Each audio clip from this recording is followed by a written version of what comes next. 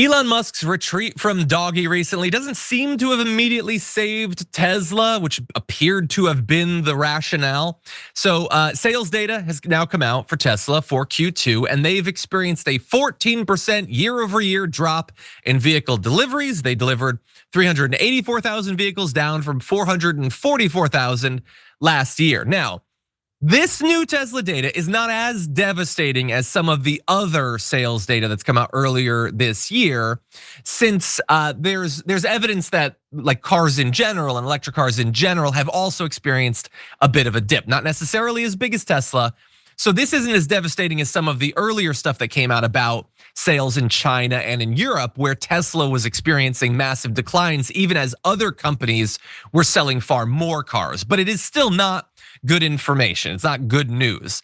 And you might wonder why. Why are they selling less cars? Well, I think the biggest reason is obviously Elon Musk. A lot of people will never buy a Tesla so long as Elon Musk is affiliated with the company.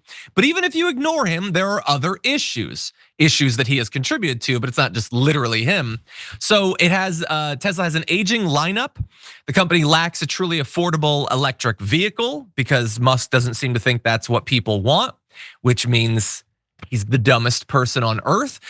They were gonna have a more budget-friendly version of the Model Y that has been delayed. They did launch the Cybertruck, which starts at over 60,000 and most cost 80 to 100,000, despite him saying it would start at 40,000. And that even if it cost $40,000 would not have that much broad appeal. It's also investing heavily in autonomy of its cars and robo-taxis because Musk is convinced that that is the future.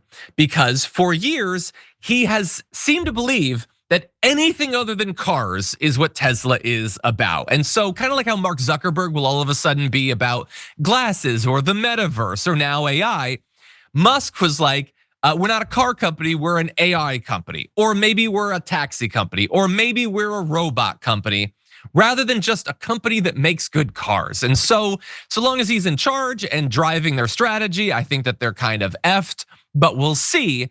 In any event, as all that's going on, he's also kind of stuck between a rock and a hard place when it comes to Donald Trump, because he needs to distinguish himself from Donald Trump. The affiliation did not help Tesla or his other companies, but the feuding with Trump doesn't seem to help him. And the feuding has actually continued, albeit at a slightly lower level than in past weeks.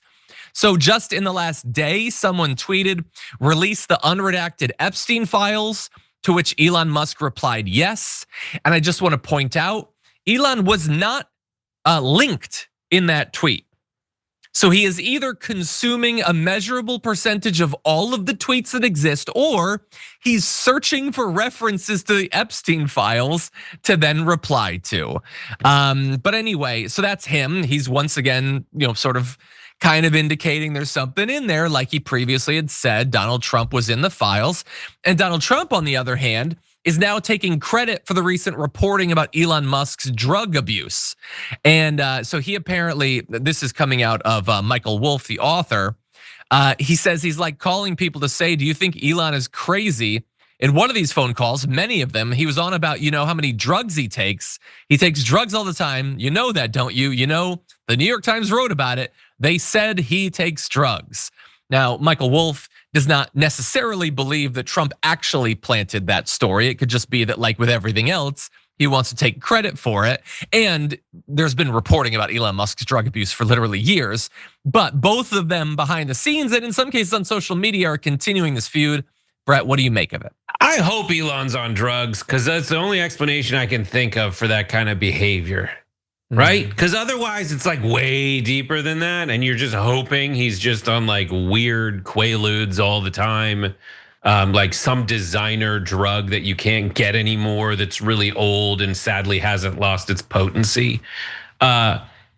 There's a couple ways to look at this. One for me, the one that I'll mention first, is like, this is entertaining so long as these two guys hate each other, but they might tomorrow stop hating each other if it's politically expedient, right? Like, I love watching them flail. I'm here for it.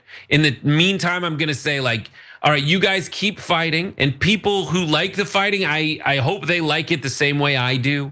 And people who really wanted and cared and hoped that these guys would change their lives for the better and were on the same page, when you discover they're not on the same page, you might realize that it's a completely different playbook than you thought it was, but in no scenario do they actually care about you. So come with us, because we do. I love with the Elon stuff, Tim Dillon has some pretty good stuff on this, where he's like, the problem with billionaires today is that they just want more than anything to be conspicuously cool. And they're not. Back in the day, this is his bit, but like back in the day, the billionaires would just be like in a secret country club somewhere being rich and mysterious. But now they want to be cool. So they go and they try to have like these big gotcha moments on social media, and they try to like talk trash, but they are total dorks. And they're the kind of dorks that used to get made fun of. So now they got a chip on their shoulder. They wanted to overcome that. But the way they overcame that was just by getting rich, and people are afraid to rightly call them dorks.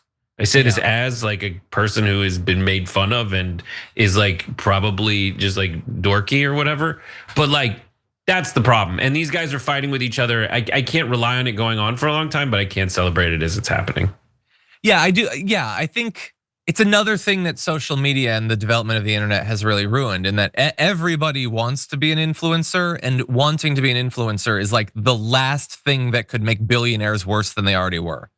Before, like, Elon Musk wasn't going to be an actor. He's not going to be a singer or whatever. Like, just those avenues to being famous or whatever were closed off to him. But now it's just, you just buy social media and talk too much. Doesn't work on me, but it appears to work on a lot of people. It doesn't seem to be helping his stock price though.